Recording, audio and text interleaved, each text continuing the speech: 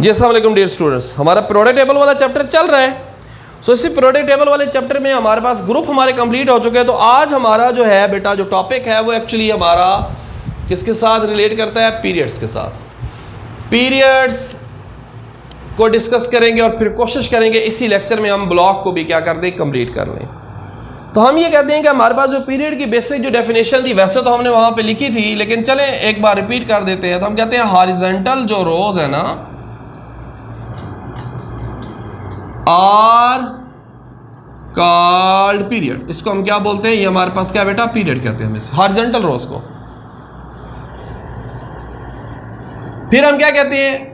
There are 7 period in the periodic table. इस periodic table में total जो period है वो कितने हैं हमारे पास? 7 है। इसके साथ साथ ईच पीरियड जो हमारे पास है बेटा ये क्या करता है? Tells us the completion of shell. ये हमेशा हमें क्या बताता है बेटा? शेल की कंप्लीशन के बारे में बताता है। शेल कंप्लीट हो रहा है, start from the new shell and at the completion of the shell. फिर इसके साथ साथ हम क्या कहते हैं? There is gradual change in properties as we move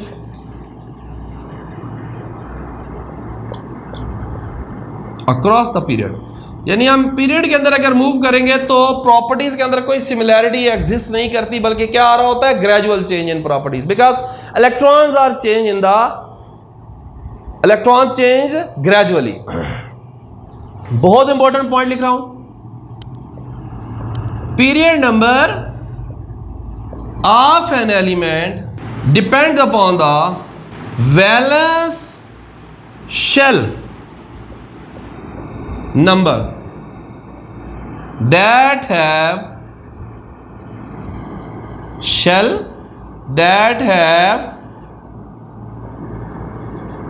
last electrons, जिसके अंदर लास्ट आखिरी इलेक्ट्रॉन्स जो है हमारे पास क्या है? मौजूद है वैलेंस शेल नंबर के ऊपर। ये हमें पीरियड नंबर के बारे में क्या करता है? इंफॉर्मेशन देता है। यानी कि आप देखें, मैं इसी को दोबारा एग्जांपल में लेके आ रहा हूं। ये मैंने ग्रुप में भी एग्जांपल दी थी। अगर हम इसकी इलेक्ट्रॉनिक कन्फिगरेशन करते हैं तो ये क्या है? 1s2 2s2 2p6 3s1। ये इसका वैलेंस शेल है।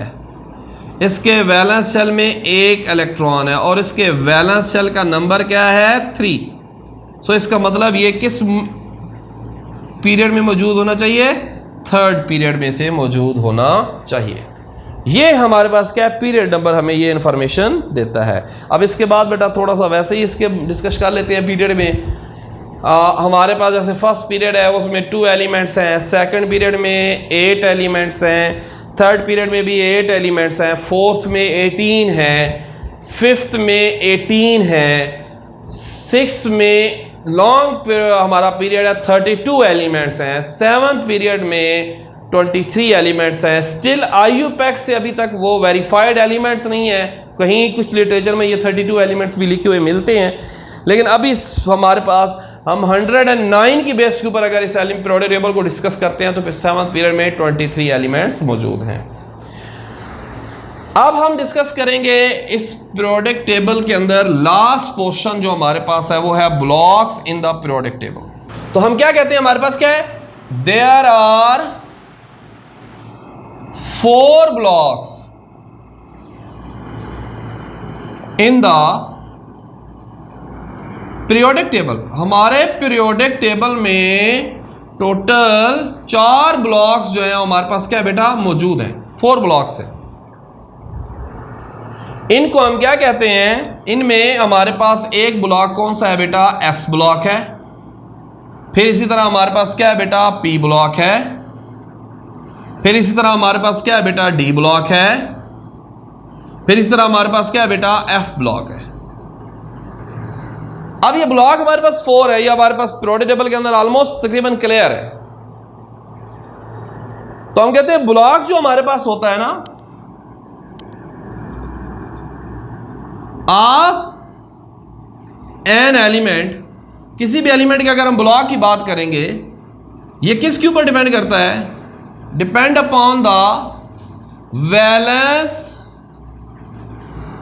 Subshell having last electron.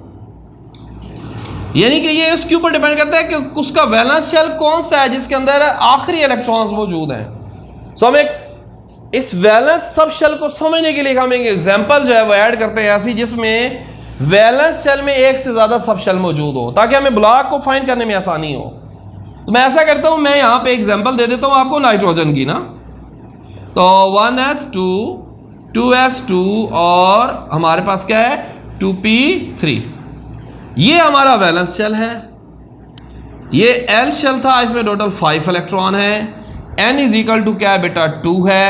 अब आप देखिए वैलेंस सब शेल में 2 सब शेल है, ये हमारा वैलेंस सब शेल है हैविंग लास्ट इलेक्ट्रॉन, और वो कौन सा बनता है फिर p। तो इसका मतलब ये हमारे पास किस में मौजूद होगा p ब्लॉक।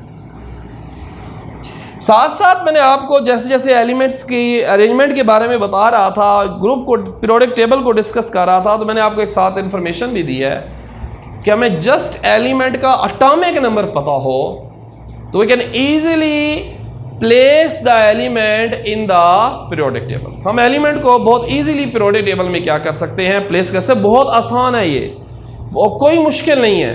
अब इस प्लेसमेंट में मैं इसकी थोड़ी सी जो है ना वो आपको एक दफ़ा फिर दोबारा प्रैक्टिस करवा देता हूँ, और एक एक्सेप्शनल केस भी डिस्कस करना है, तो इसके बाद हमारा पीरियोडिक टेबल बिल्कुल कंप्लीट हो जाएगा।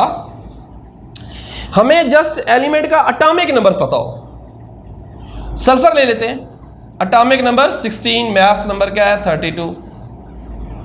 एटॉमिक नंबर की बेस के ऊपर नंबर ऑफ इलेक्ट्रॉन, तो हमारे पास क्या हुआ 1s2 2s2 2p6 3s2 और 3p4। ये हमारा क्या हो गया, ये हमारा वैलेंस शेल। वैलेंस शेल का नंबर क्या हो गया n is equal to 3। Valence shell क्या था m शेल। टोटल कितने इलेक्ट्रॉन 6। वैलेंस सब शेल कौन सा हो गया जी p सब शेल। ये आप देख रहे हैं मैंने सारी की सारी इंफॉर्मेशन कहां से उठाई है, वैलेंस शेल से उठाई है। आप जरा देखें, आपके पूरे के पूरे एलिमेंट की प्लेसमेंट इस वक्त कंप्लीट है। इसका मतलब n इज इक्वल टू 3, तो इसका पीरियड कौन सा होना चाहिए, ये थर्ड पीरियड में होना चाहिए। इसका ग्रुप कौन सा होना चाहिए, इसका ग्रुप 6a होना चाहिए, और ये क्या होना चाहिए, ये p ब्लॉक एलिमेंट होना चाहिए।